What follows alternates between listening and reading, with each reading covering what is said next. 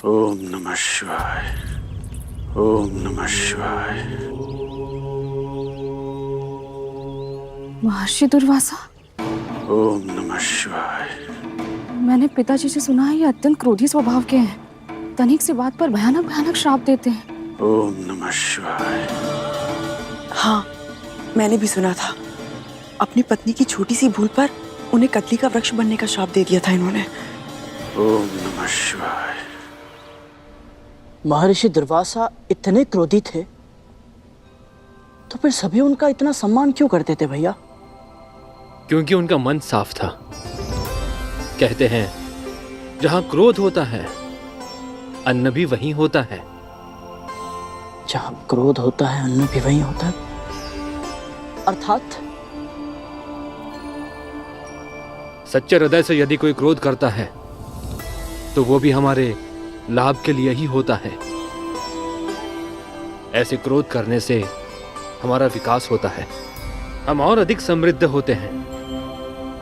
इसी प्रकार महर्षि दुर्वासा के श्राप से सदैव समाज का भला ही होता था।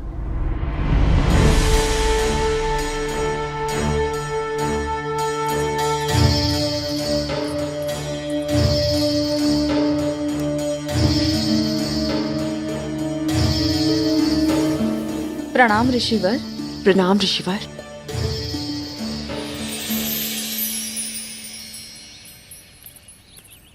ये क्या है? जो ईश्वर की भक्ति का मार्ग दिखाए, ऐसे ऋषि ईश्वर से भी अधिक सम्मान के अधिकारी होते हैं। आप जैसे परम पूजनीय महर्षि के सम्मान में हम भूल के भी कोई भूल नहीं करना चाहते। तो संतान प्राप्ति की इच्छा से प्रभु श्री विष्णु की पूजा कर रही है।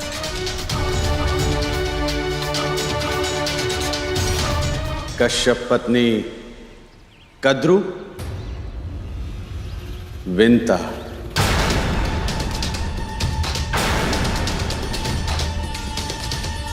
स्वयं नीलकंठ भगवान शिव जी ने एक यज्ञ के फलस्वरूप मुझे ये माला दी थी।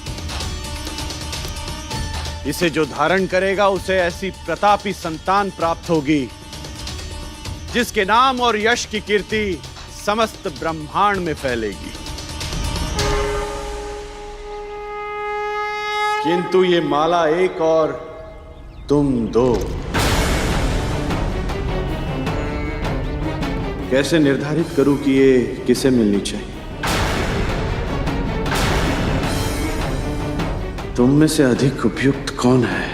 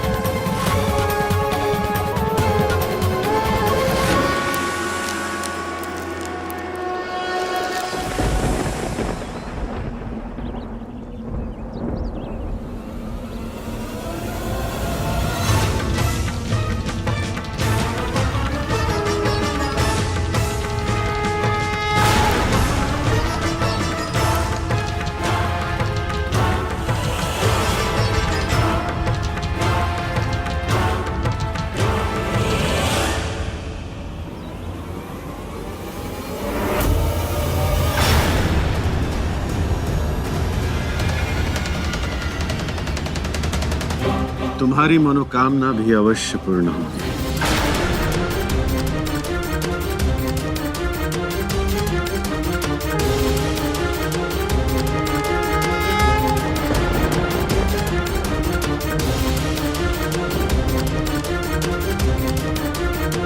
दीदी, महर्षि दुर्वासा ने हम दोनों को आशीर्वाद दे दिया।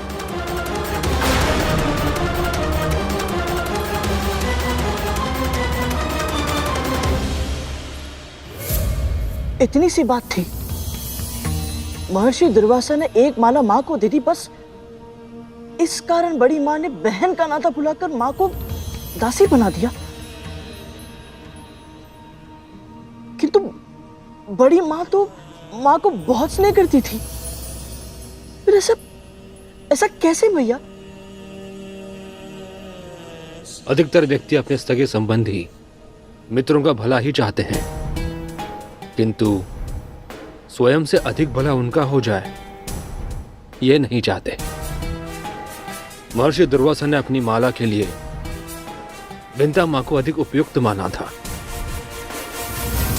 ये देखकर कद्रुमा के हृदय में ईर्ष्या ने जन्म लिया। जिस समय कद्रुमा के हृदय में ईर्ष्या अपनी जड़ें जमा रही थी, उसी समय किसी और का अहंकार पूरे संसार के लिए विपत्ति का वाहक बनने वाला था। और संयोग देखो गरुड़, उसके अहंकार पर प्रहार करने वाले भी महर्षि दुर्वासा ही थे। भैया किसकी बात कर रहे हैं आप? कौन था वो? स्वर्गाधिपति देवराज इंद्र। स्वर्गाधिपति देवराज इंद्र। रुको एरावत!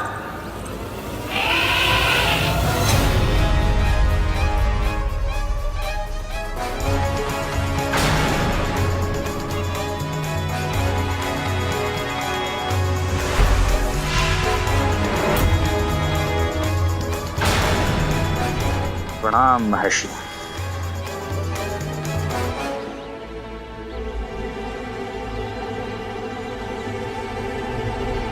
मेरे यज्ञ से प्रसन्न होकर स्वयं महाकाल शिव जी ने मुझे ये रुद्राक्ष की माला दी थी। जो भी इसे धारण करेगा विजय श्री सदैव उसके साथ रहेगी। यश उसके भाग्य का दास होगा और समृद्धि उसकी इच्छा की दासी। मैं तो बैरागी ऋषि हूं, मुझे इन सब की कोई आवश्यकता नहीं। इसीलिए इसे आप धारण कर लीजिए देवराज। जो आज्ञा महर्षि।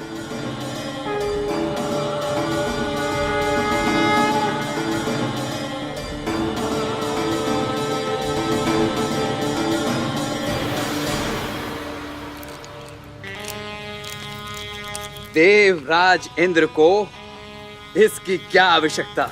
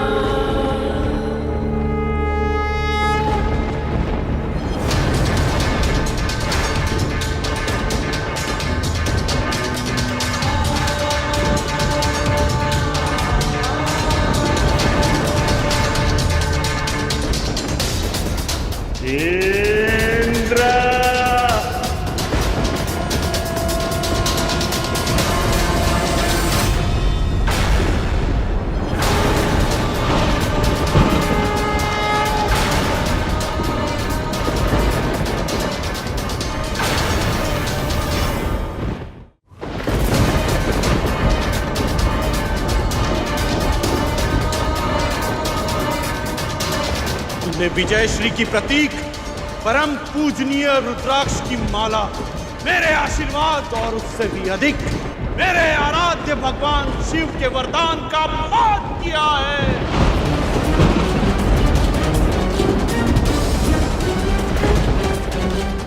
आज से तू और तेरे सभी देवता श्रीहीन हो जाएंगे।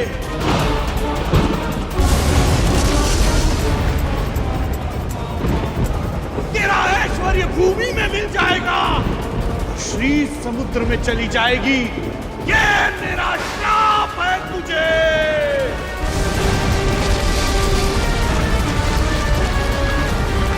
आज से तू और तेरे सभी देवता श्रीहीन हो जाएंगे।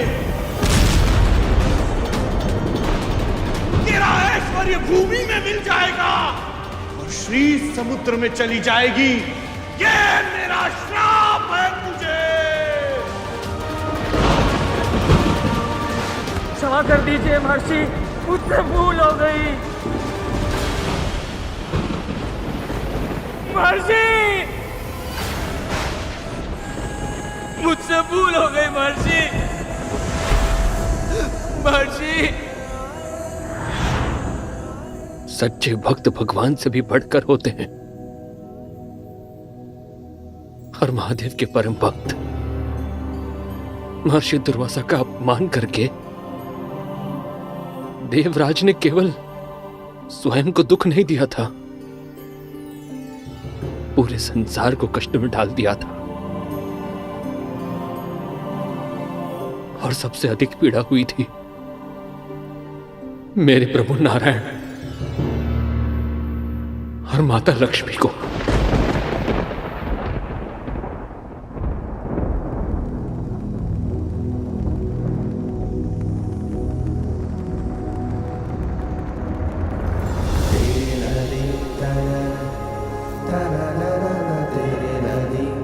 महर्षि दुर्वासा का श्राप,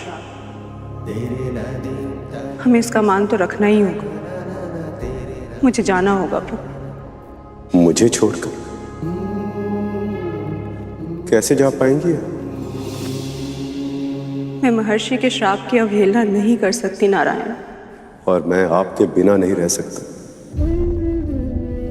आप मेरी अर्धांगिनी, आधा आधा प्राण है। आपके बिना मेरा अस्तित्व आधा। मैं अधूरा हूं आपके बिना देवी। संभालिए स्वयं को स्वामी। कैसे? ये कार्य तो आपका है ना। मैं संसार को इसलिए संभाल पाता क्योंकि आप मुझे संभालती। आपके बिना ना तो मेरी गति है देवी और ना ही संसार का परिचालन। सच्चे हृदय से उपजा क्रोध समाज के विकास का कारण बनता है प्रभु। संभव है कि महर्षि के पवित्र मुख से ये श्राप जगत कल्याण के लिए निकला। और क्या पता हमारे इस वियोग के पीछे कोई बहुत वियोग? ये शब्द ही अकल्पनीय है। केवल सुनने से ही असहनीय पीड़ा हो रही है।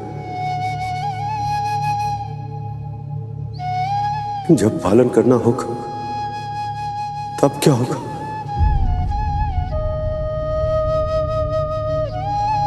वियोग पीड़ा अवश्य देता है स्वामी, पर पुनर्मिलन उसे कहीं अधिक सुख देता है। हमारे पुनर्मिलन के बारे में सोचिए स्वामी। उस क्षण की कल्पना कीजिए जब हमारी विरह की अवधि समाप्त होगी और हम फिर से एक साथ होंगे।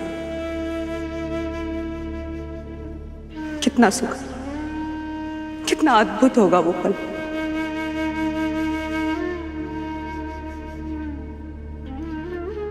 किंतु अभी हमें प्रतीक्षा करनी होगी। अभी मुझे जाना होगा।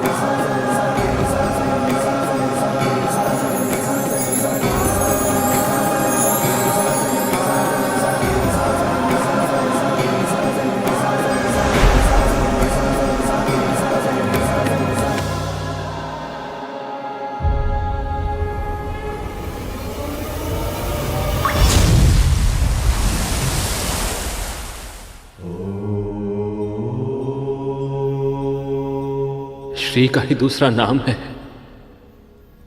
लक्ष्मी।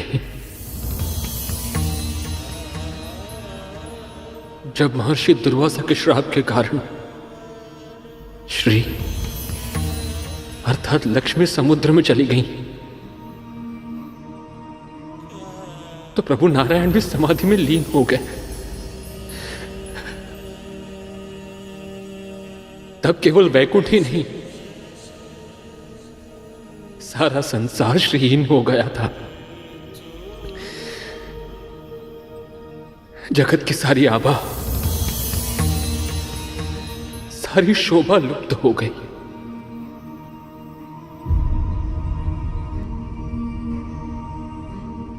मैं अभी अभी वैकुंठ पहुंचा हूं भैया। फिर भी यहाँ की वायु में जो पीड़ा का आभास है, उसे अनुभव कर पा रहा हूं मैं कल्पना कर सकता हूं भैया कि प्रभु विष्णु और मां लक्ष्मी के लिए विरह कितना दुखदायक रहा होगा।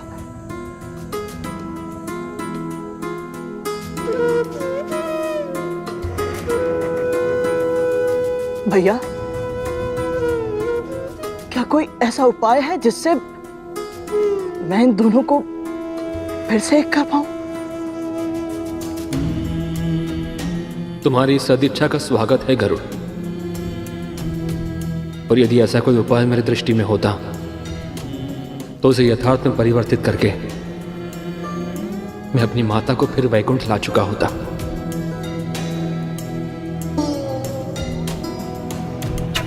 माता लक्ष्मी समुद्र में थी और भगवान विष्णु समाधि में। ऐसे में संसार में अव्यवस्था और अराजकता फैलना स्वाभाविक था। चारों ओर तामसी विचार पनपने लगे, बुराई बढ़ने लगी थी गरुड़। ऐसे में असुरों के गुरु भार्गव के मस्तिष्क में, जिन्हें भविष्य में संसार ने नाम दिया शुक्राचार्य, देवों के इस आपदा में दैत्यों के लिए अवसर देखा उन्होंने। पहले से ही पीड़ित देवों को पूरी तरह पराजित करने का मार्ग खोजने के लिए उन्होंने भीषण तपस्या करने का निश्चय किया।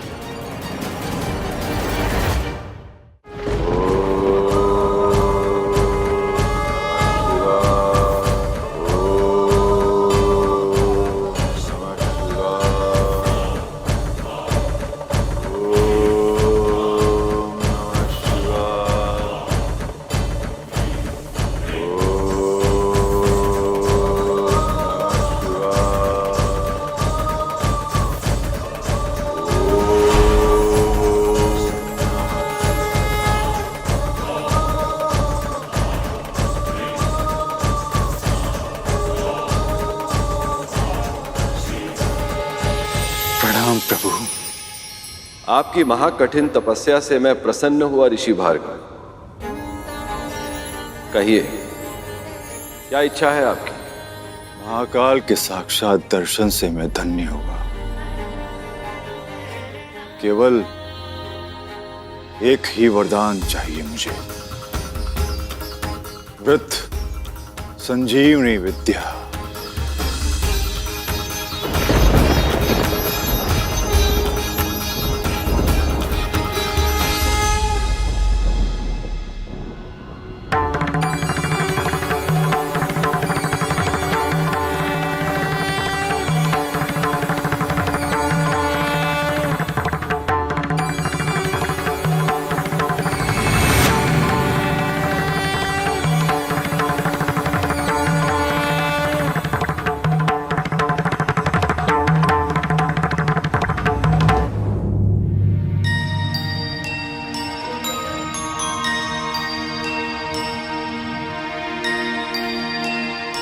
प्रभु शिव शंकर के इस आशीर्वाद ने महर्षि शुक्राचार्य को ऐसी शक्ति दे दी थी जिसका संसार पर भीषण प्रभाव पड़ा।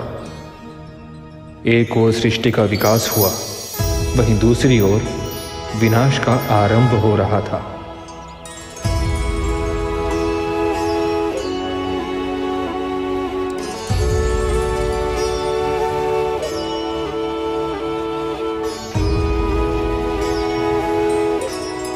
अब समय आ गया असुरराज महाबली से मिलने का।